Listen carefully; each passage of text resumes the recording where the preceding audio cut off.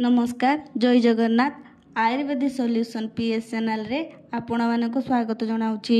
मु आयुर्वेदिक उपरे स्टडी एवं रिसर्च करुछि। आज आसंतु जानिबा पिला मानकर स्मरण शक्ति किपरि बढ़ाइबा।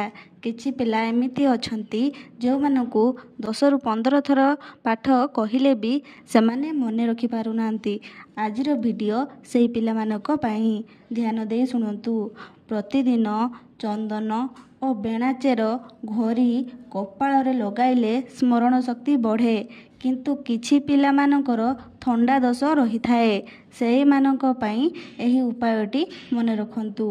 अगस्ती मंजी सुकी ओजन बा गोटे कॉइन ओजनर चूर्ण ता सहित अल्प उषुम क्षीर 250 ml दिन को 2 थर करी 15 दिन दियंतु।